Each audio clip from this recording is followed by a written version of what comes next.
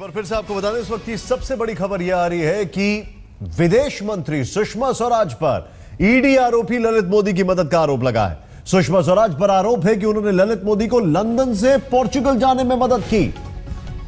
सुषमा स्वराज पर आरोप यह लग रहा है कि उन्होंने ललित मोदी, जो कि ईडी आरोपी है, 2010 से भारत से गायब हैं, भारत वापस नहीं आ रहे हैं क्योंकि उनको डर सताता है कि वो कभी भी अरेस्ट हो सकते हैं, उनकी मदद का आरोप लगा है सुषमा स्वराज पर। और इतना ही नहीं, इसके लिए बाकायदा उन्होंने ब्रिटिश उच्चायुक्त से बातचीत की। हम आपको बता दें कि आईपीएल के पूर्व कमिश्नर ललित मोदी इस वक्त लंदन में हैं, उन पर आईपीएल से जुड़े कई आरोप हैं। और ललित मोदी का जो बैकग्राउंडर है वो कुछ इस तरीके से है कि 2010 से वो भारत के बाहर है। सितंबर 2013 में बीसीसीआई ने आजीवन उनको बैन कर दिया इनडिसिप्लिन और मिसकंडक्ट के लिए, और भी कई चीजों के लिए, यहां तक कि जो फ्रेंचाइजी की बिडिंग ऑक्शन था उसकी रिगिंग के लिए भी, और भी कई चीजें थी जिसके लिए इनको दोषी पाया गया था। बाकायदा ललित मोदी के खिलाफ इन्वेस्टिगेशन चल रहा है, करप्शन, मनी लॉन्ड्रिंग के चार्जेस हैं, और इन सारे चार्जेस को वो डिनाई करते आए हैं। अब सवाल खड़ा यह होता है कि जिस व्यक्ति के खिलाफ ये इन्वेस्टिगेशन चल रहा है, क्या उसकी मदद की जा सकती है मानवता के आधार पर, ह्यूमैनिटेरियन ग्राउंड्स के लिए? ये जो व्यक्ति आप बीच में देख रहे हैं, इनका नाम है British MP Keith Vaz. Randeep Surjewala इस वक्त हमारे साथ है, कांग्रेस के बड़े नेता हैं। रणदीप जी, क्या रिएक्शन है आपका इस पर? सुषमा स्वराज जो देश की विदेश मंत्री हैं, उनको लेकर जो आरोप और तथ्य और कागजात सामने आए हैं, ये बहुत चौंकाने वाले हैं, अति गंभीर हैं। और इन सारे कागजात के सामने आने के बाद ये स्पष्ट है कि श्रीमती सुषमा स्वराज का नैतिक और संवैधानिक दोनों तौर पर विदेश मंत्री बने रहना अनुचित है। उन्हें फौरन इस्तीफा देना चाहिए। ललित मोदी, जिसकी उन्होंने सिफारिश की, वो व्यक्ति हैं जिनके खिलाफ एनफोर्समेंट डायरेक्टरेट का रेड कॉर्नर नोटिस था। मोदी जी और मोदी सरकार काला धन वापस लाने की बात करते हैं। ललित मोदी देश के भगोड़े हैं। आईपीएल कमिश्नर जब थे, उन्होंने घोटाला किया। फॉरेन एक्सचेंज मैनेजमेंट के बड़े गंभीर इल्जाम उनके खिलाफ हैं। वो ईडी नोटिस आज इस सरकार के अंदर कायम है। ऐसे में देश की विदेश मंत्री अगर उनको ब्रिटेन की सरकार को ट्रेवल डॉक्यूमेंट्स देने की सिफारिश करती है, तो संदेह ये होता है कि क्या नरेंद्र मोदी ललित मोदी की मदद कर रहे थे? क्या नरेंद्र मोदी जी ने विदेश मंत्री को इस बात के लिए उकसाया कि वो ये बोल दें कि वो कागजात ललित मोदी जी को दे दिए जाएं, इसके बावजूद भी कि वो भारत के अपराधी हैं? अगर सुषमा स्वराज जी अपने आप ये कार्रवाई थी, तो वो भारत सरकार ललित मोदी की मदद क्यों करना चाहती थी? जब वो देश की भारत सरकार का ललित मोदी की मदद करने में नरेंद्र मोदी जी का और देश की विदेश मंत्री सुषमा स्वराज जी का क्या रोल था? तो ललित मोदी सुषमा स्वराज जी के पति श्री स्वराज कौशल जी का धन्यवाद कर रहे थे ये सारे बात मिल जाने के बाद। और क्यों सुषमा स्वराज जी के पति स्वराज कौशल जी अपने भतीजे की यूनिवर्सिटी में दाखिले के लिए ललित मोदी को सिफारिश कर रहे थे? आज जब श्रीमती सुषमा स्वराज जी ने खुद मान लिया है कि उन्होंने ललित मोदी से बात की और मानवीय आधार पर मदद करने का निर्णय किया, तो प्रश्न ये होता है कि क्या भारत सरकार की, मोदी सरकार की नई नीति ये है कि वो मानवीय अपराध पर भारत के सभी अपराधियों की मदद करेंगे? वो सब लोग जो काला धन विदेश में लेकर, वो सब लोग मानवीय आधार पर भारत सरकार से मदद ले सकते हैं? तो क्या भारत सरकार ने, मोदी सरकार ने अपनी नीति बदल ली है? वो सब काला धन के अपराधियों की अब इस प्रकार से मदद करेंगे? ये बड़े गंभीर सवाल है सार्वजनिक जीवन में, और ये नहीं लगता कि इसके बाद श्रीमती सुषमा स्वराज का अपने पद बना रहना उचित होगा। प्रधानमंत्री को खुद देश के सामने आकर पूरे तथ्यों पर रोशनी डालनी चाहिए, और उनकी खुद की क्या भूमिका है। वो खुद संदेह के घेरे में आज हैं। शक की सुई सीधा नरेंद्र मोदी, क्या मोदी ने मोदी की मदद की? आम जनमानस आज पूछ रहा है। और मोदी अगर मोदी की मदद कर रहे थे तो उसका क्या कारण है, आम जनमानस जानना चाहता है। और सुषमा स्वराज जी कर रही थी तो उसका क्या कारण है? बदले में क्या लिया दिया गया? और क्यों इस प्रकार के अपराधी की हम मदद कर रहे थे, जिसके खिलाफ कांग्रेस सरकार ने गंभीर इल्जामात लगाकर एक रेड कॉर्नर नोटिस इशू किया था एनफोर्समेंट डायरेक्टरेट का।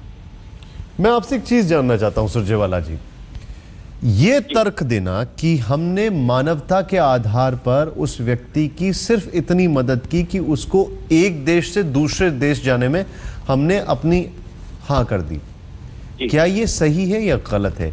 क्यों? क्योंकि अगर इस केस की अगर बात की जाए तो बकायदा आपकी सरकार ने पासपोर्ट को लेकर बहुत ज्यादा हंगामा खड़ा किया था, जिस पर हाईकोर्ट ने कहा था कि ये संभव नहीं है, वो किसी का कॉन्स्टिट्यूशनल राइट है, वो आप नहीं ले सकते।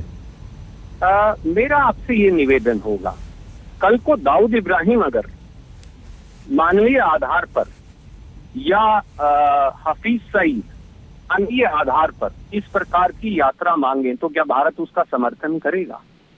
सवाल ये है कि भारत ने ब्रिटेन की सरकार से ललित मोदी के प्रत्यार्पण की मांग रखी हुई है। एनफोर्समेंट डायरेक्टरेट ने फॉरेन एक्सचेंज मैनेजमेंट एक्ट की वायलेशन का, यानी कि फॉरेन एक्सचेंज वायलेशन का मुकदमा ललित मोदी पर दर्ज किया हुआ है। रेड क्रॉस नोटिस, जैसा आप जैसे वरिष्ठ पत्रकार जानते हैं, वो एक लुकआउट नोटिस है, दुनिया किसी देश में भी जाए व्यक्ति को उसे गिरफ्तार करने का। वो ईडी ने ललित मोदी के खिलाफ जारी किया हुआ है। इनकम टैक्स ने बाकायदा संगीन अपराध ललित मोदी के खिलाफ दर्ज किए हुए हैं। ऐसे में भारत सरकार ऐसे अपराधी की क्यों मदद कर रही है? क्यों उसको ट्रेवल डॉक्यूमेंट दिलाकर अंतर्राष्ट्रीय यात्रा करने में मदद कर रही है? और क्या भारत सरकार की नई नीति यह है कि अगर किसी भी कुख्यात अपराधी जिसको भारत को जिसकी तलाश है, अगर उसको मानवीय आधार पर कोई ट्रेवल डॉक्यूमेंट किसी दूसरे देश से चाहिएंगे तो भारत उसकी मदद करेगा? क्या ये जायज है?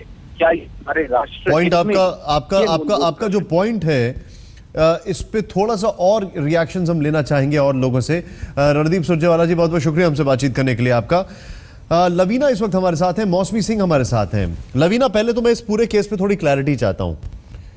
समझना ये चाहते हैं, जो ट्रैवल डॉक्यूमेंट्स थे वो लंदन टू पोर्चुगल के ट्रैवल डॉक्यूमेंट्स की बात हो रही थी, और अभी अगर बात की जाए तो ललित मोदी कहां पर है और उनसे किसी का कोई संपर्क हो पाया? यहां से हमने कोशिश की लेकिन वो बात करने से मना कर रहे हैं। ये थोड़ा पहले केस पे इसमें क्लैरिटी लाइए। जी बिल्कुल, बात आपने सही कही। London to Portugal travel documents की बात थी, क्योंकि इस वक्त उनका पासपोर्ट रिवोक किया गया था और उनको ट्रैवल करने के लिए ट्रैवल डॉक्यूमेंट्स की जरूरत पड़ती है। तो ये ट्रैवल डॉक्यूमेंट्स उसकी थी। जो कीथ वाज ने जो खत लिखा वो यहाँ की जो वीजा डायरेक्टर जनरल हैं सारा साब रैप्सन, उनको लिखा गया था।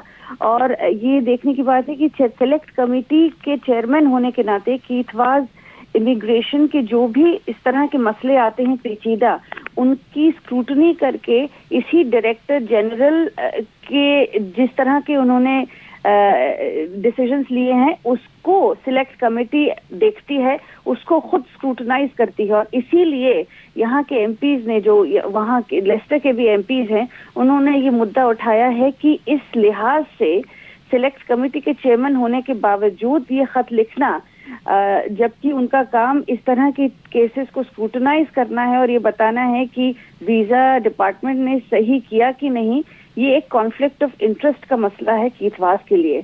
और इसी वजह से इस केस को पार्लियामेंट्री स्टैंडर्ड्स कमिश्नर लवीना एक बार फिर से आप समझाएं। लवीना, आप ये बहुत बड़ा पॉइंट बोल रही हैं, कॉन्फ्लिक्ट ऑफ इंटरेस्ट का मसला है, सीधे शब्दों में हमारे दर्शकों को समझाएं। और कीथ वाज की जो आप बात कर रही हैं, कीथ वाज का रोल वो बोल रहे हैं कि अगर मैं कोई और केस होता तो उसमें भी वैसा ही करता। मैं आपको एक बार खत दिखाता हूं, और लवीना आप हमारे साथ बने रहे। भारत की विदेश मंत्री ने मुझसे बात कर साफ कहा कि भारत सरकार को ट्रैवल डॉक्यूमेंट को लेकर कोई आपत्ति नहीं है। सुषमा स्वराज ने सर जेम्स बेवन से भी बातचीत की, छुट्टी होने के बावजूद उन्होंने कहा कि वे संबंधित अधिकारियों से बात करेंगे। स्पष्ट तौर पर कहें तो इसमें बान की मून को छोड़कर हर कोई शामिल है। मिस्टर मोदी ने पोर्चुगल सरकार से भी बात की है। उन्होंने कहा है कि उन्हें पत्नी के इलाज के लिए पोर्चुगल आने की इजाजत दी जाए। सुषमा स्वराज का रिप्लाई, जुलाई 2014 में ललित मोदी ने संपर्क किया था, उनकी पत्नी को कैंसर था, 4 अगस्त को पोर्चुगल में सर्जरी होनी थी। उन्होंने कहा था कि सहमति पेपर पर दस्तखत के लिए उनके अस्पताल में मौजूदगी जरूरी है। ललित मोदी ने सूचना दी कि उन्होंने ट्रैवल डॉक्यूमेंट के लिए अर्जी दी है। यूके सरकार ट्रैवल डॉक्यूमेंट देने की तैयारी कर रही है, लेकिन यूपीए सरकार के आदेशों की वजह से उन्हें लगता है कि इससे भारत और यूके के रिश्ते खराब हो सकते हैं। मानवता के आधार पर मैंने ब्रिटिश उच्चायुक्त से बातचीत की, कीथ वॉज ने भी इस बारे में मुझसे बातचीत की। लवीना, कीथ वॉज का यह कहना कि बान की मून को छोड़कर इसमें हर कोई इन्वॉल्व था, ये एक सरकाज़म है, ये एक तरीके से उन्होंने कटाक्ष किया है कि इस पूरे मामले में ये मामला इतना ऊपर तक गया। अब कीथ वॉस ने अलग जगह एक चीज कही है कि मैं अगर कोई और होता तो भी ये कहता। आप बोल रही है कॉन्फ्लिक्ट ऑफ इंटरेस्ट, मामला क्या है? क्या कीथ वॉस ने कुछ ऐसा किया जो कि उनको नहीं करना चाहिए था और सुषमा स्वराज के कहने पर उन्होंने किया? देखिए, ये दोनों ही तरफ से, दोनों ही देशों की तरफ से एक बहुत ही वॉकिंग ऑन द फ्रिंज की बात है कि इसमें इस बहुत लॉ के दायरे में बिल्कुल फ्रिंज पर वॉक करते हुए ये काम किया गया है। कीथ वॉज ने भी अभी इस पूरे मामले को, यहाँ के जो कई एमपीज हैं उन लोगों ने पार्लियामेंट्री स्टैंडर्ड कमेटी को ये मामला सौंपा गया है ये देखने के लिए कि क्या ये एक कॉन्फ्लिक्ट ऑफ इंटरेस्ट है या नहीं। कौन सी कमेटी को आपने बताया? समझा दे, पार्लियामेंट्री स्टैंडर्ड्स कमिशन, एक कमेटी को, स्टैंडर्ड्स कमिश्नर को, जी कमिश्नर मैं आपके पास आ रहा हूं। आशुतोष इस वक्त हैं हमारे साथ, आम आदमी पार्टी के नेता। आशुतोष जी, क्या रिएक्शन है आपका पहले इस पर? देखिए, जिस तरीके से खुद सुषमा स्वराज ने ट्विटर पे ये बात को एडमिट कर लिया है कि उन्होंने ललित मोदी की मदद की है, उससे अब ये बहस का मुद्दा रह ही नहीं गया है कि दरअसल सुषमा जी को अपने पद पर रहना चाहिए या नहीं रहना चाहिए। ये मैं मानता हूं कि सुषमा जी बहुत ही शालीन महिला है और अभी तक उनका पूरा करियर बेदाग रहा है, लेकिन ये आरोप बहुत गंभीर आरोप है और इन आरोपों के बाद उनके लिए अपने पद पर बने रहना बड़ा मुश्किल काम है। लेकिन एक बड़ी दिलचस्प बात इस पूरे मसले में ये भी मुझे समझ में आ रही है कि नरेंद्र मोदी की अपनी कैबिनेट में इससे ज्यादा गंभीर आरोपों वाले लोग जैसे संजीव बालियान हैं, जिनके ऊपर मुजफ्फरनगर में दंगे भड़काने के आरोप लगे हुए हैं, साथ ही साथ एस निहाल चंद जी हैं जिनके ऊपर एक महिला ने बलात्कार के गंभीर आरोप लगाए हुए हैं, और इसके अलावा कथीरिया और साथ ही स्मृति ईरानी जैसे लोग भी हैं जिनके ऊपर अपने डॉक्यूमेंट्स के फर्जीवाड़े करने के आरोप। मैं आशुतोष जी, एक मिनट, मैं अगर इस सब्जेक्ट से थोड़ा सा डाइवर्ट ना हूं, मैं आपसे एक चीज जानना चाहता हूं, मैं एक चीज समझना चाहता हूं कि क्या कोई मिनिस्टर एक ऐसे व्यक्ति की मदद कर सकता है जिसको बकायदा, जो देश से भागा हुआ है, जिसके खिलाफ बकायदा ईडी तफ्तीश कर रहा है, क्या उसकी ह्यूमैनिटेरियन ग्राउंड्स पे भी मदद की जा सकती है?